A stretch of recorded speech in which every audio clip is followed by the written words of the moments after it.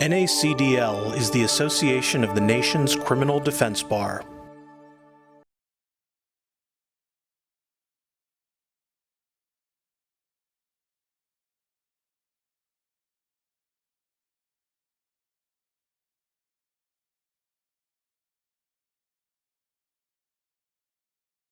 I'm Catherine Jensen with NACDL, and I'm the Resource Counsel for the Virginia Redemption Project. I'm joined today by two of the project's partners, Shannon Ellis with Legal Aid Justice Center and Brian Kennedy with Justice Forward Virginia. And the purpose of this video is to explain the process of filing a conditional pardon in Virginia. This is not legal advice. We won't be discussing any specific cases. We are at capacity in the project, so we're not able to accept any applicants at this time. So we thought we would do a video for any loved ones who may, who may want to file a conditional pardon for someone who's incarcerated. So Shannon, why don't you go ahead and explain what a conditional pardon is? Sure. So a conditional pardon is one of the types of executive clemency that the governor of Virginia is able to exercise. It is not a pardon that clears a person of guilt for the crime, but it can end their incarceration, their period of punishment or incarceration for the crime. And so through this means the governor is able to reduce or end the sentence that was imposed by the trial court on the incarcerated person. Right. Brian, what is the governor or the pardon office looking for in a pardon petition? So they're looking for a compelling reason or often an extraordinary reason about why the sentence should be ended today instead of the person filling out and doing their whole sentence. And there's lots of reasons that might fall into that. And a lot of times more than one of these reasons will apply to any particular person looking for a conditional pardon. So it could be a big one is rehabilitation while they've been in custody, which are things the person has done or ways the person has changed since they entered the Department of Corrections. Another can be that the penalty itself by the judge was particularly unfair or unreasonable given the case. So looking at the sentencing guidelines that were in effect at the time, and that the sentence was above or well above the sentencing guidelines and the person has already served a substantial amount of time. It can also be related to the trial penalty. And to explain what that is for a moment, there is an idea, and it's very common in criminal law, that people who go to trial can end up getting a worse sentence than if they pled. And that's really the reason why people take pleas, right? I'm afraid of going to trial and losing and what might happen. But because of things like mandatory minimums, bad sentencing guidelines, bad judges, bad prosecutors, and charge stacking, all sorts of different things that happen, tools that prosecutors have, they make the outcome at trial artificially bad, or they ensure that the trial will have a bad outcome if you lose. And sometimes it can be so severe with mandatory minimums and things like that, that any risk of losing isn't worth taking it. So someone pled to too much time and got sentenced to too much time just to avoid an incredibly bad outcome at trial. So that is also has been very common in Virginia and is something that may be at issue in your case. And the last one is other extraordinary circumstances. So it could be something that happened outside of the prison. It could be that, someone's partner died and their kids need someone to take care for them. It could be other things that medical or non-medical related that are going on in their life. But really anything that was unexpected at the time of sentencing and out of the ordinary that will tell the governor why the sentence should end today. And so when you're filing a conditional pardon petition, the first thing you need to do is go to the website for the Secretary of the Commonwealth and obtain the questionnaire that is on the website. And that is very important because without the questionnaire, they're not going to review your submission. So just go to Secretary of the Commonwealth, look for the clemency tab and obtain the questionnaire. They have made some changes recently where you should be able to even file this online. So you may choose to do that instead of mailing in a hard copy.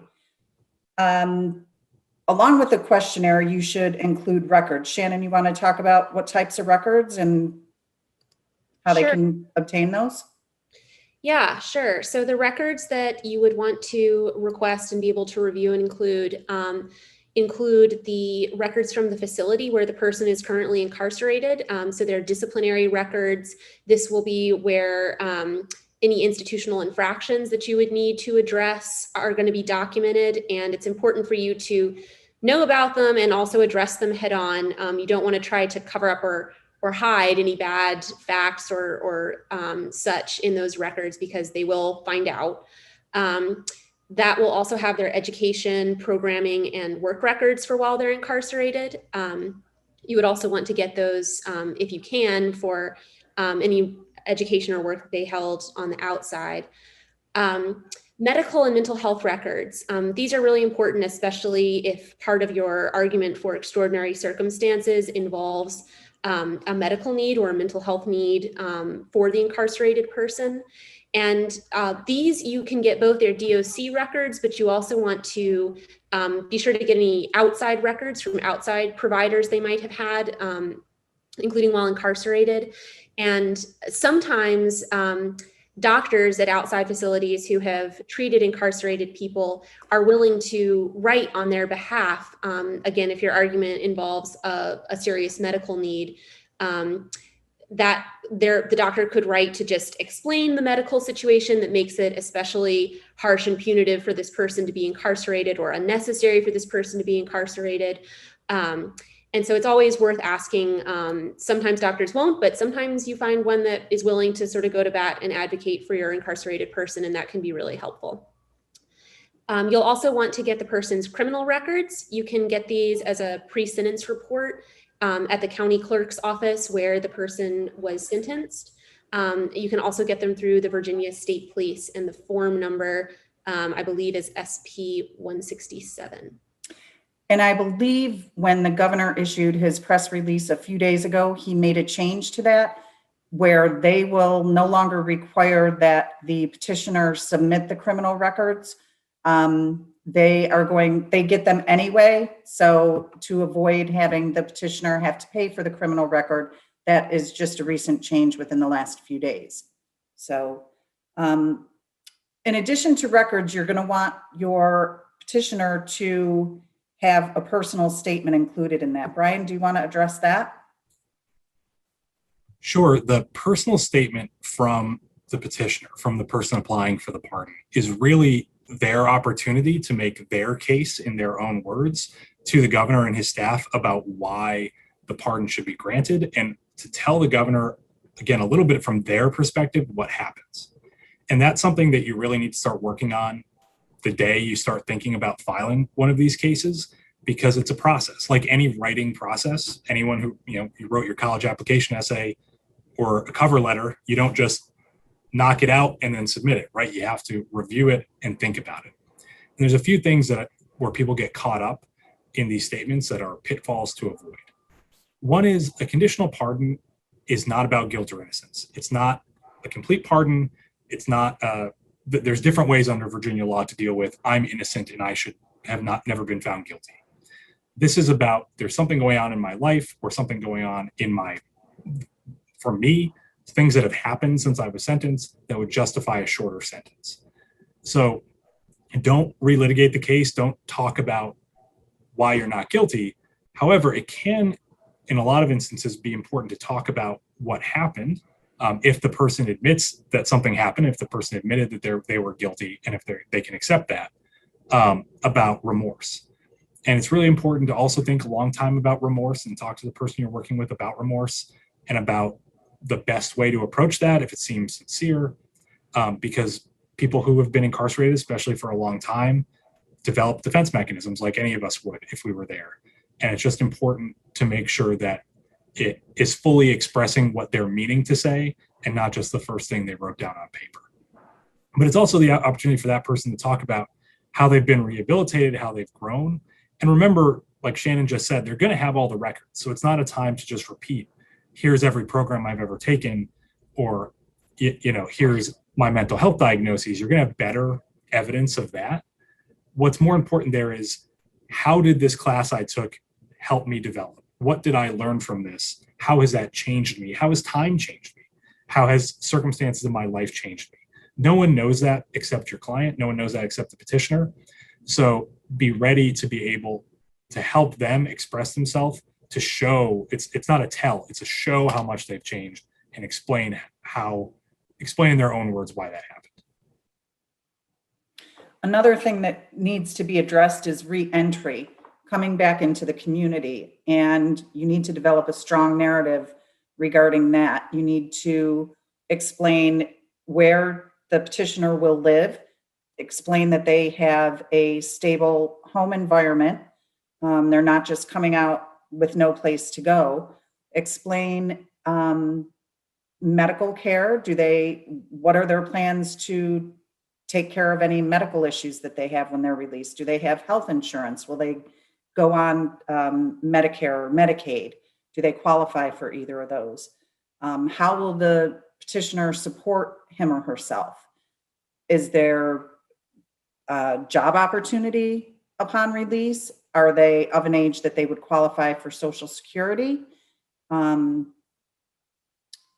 Those are things that the governor, the parole board, in reviewing these applications, they're going to want to see a strong re-entry plan. So it's important that you describe that in the petition as well. Other things that you can attach are letters of support. Shannon, would you like to talk about where and who would be good people to get letters of support from? Yeah, so with letters of support, you should throw a wide net. There are a lot of people whose accounts and support can be meaningful and helpful to your petition. So there are the parents and siblings, cousins, or other family members of the incarcerated person, especially if those people are part of your reentry plan in terms of where the person is going to live or providing employment. Those letters can help support that aspect of your plan and also humanize and account for the changes that have occurred for your incarcerated person. Teachers, clergy, or religious figures, correctional officers sometimes will be willing to write about the changes that they've seen in an incarcerated person during their sentence. Their counselors, their unit managers at the DOC level. And, in terms of, we talked about also having doctors potentially write letters of support. And in terms of throwing a wide net, sometimes the victims of your person's crime or their family members, if the victim is no longer alive, will actually support a conditional pardon release. And I know of a petition that was submitted last year where the victim's surviving family actually felt that this person had served more than enough time to pay for the crime that they'd done. And that can be a very powerful letter of support if your incarcerated person is in touch with those people and knows that they would support it. So those are all good sources to look to for the letters of support. And you can also talk with them and help them think about what they want to put in their letter the same way that you can with your applicant's personal statement. And just make sure that they're aware of what kinds of things the reviewers are going to be looking for and what might be some good points to emphasize to do the best job in helping your incarcerated person's petition. So those are basically all the categories. So just to review, your petition should include a cover page, the complete, you no longer need the complete criminal history because the governor has said we don't need to send that in anymore. It should include an introduction telling your applicant's story and history, pre-incarceration educational, employment, and military history, if there's any, rehabilitation, excuse me, how they've rehabilitated since being incarcerated, any accomplishments since they've been incarcerated, any age or medical concerns, and if they're over 65, obtain their Social Security benefit information. You can go to the Social Security website, complete a form, and Social Security will send what the benefits are that the incarcerated individual is entitled to upon release. You want to include the personal statement of the applicant, your reentry plan, and you can get reentry resources at https://virginiareentry.org, Virginia spelled out. Include the pardon questionnaire. And then in your appendix, that's where you're going to put your letters of support, any certificates or awards that they received since being incarcerated, any other relevant documents, records, materials, photos of the incarcerated individual, especially when family comes to visit and they're able to take photos in the facility. Those are great to add into your petition. You should do a separate cover page for each of those sections as well. So I believe that we have covered everything, unless Shannon or Brian, you have thought of anything else? No? Okay. And if you're an attorney and you're watching this video and you'd like to volunteer for the project, we certainly need more help, more attorneys. You can go to www.nacdlmobilize.org and sign up to help an incarcerated individual complete the petition. Thank you.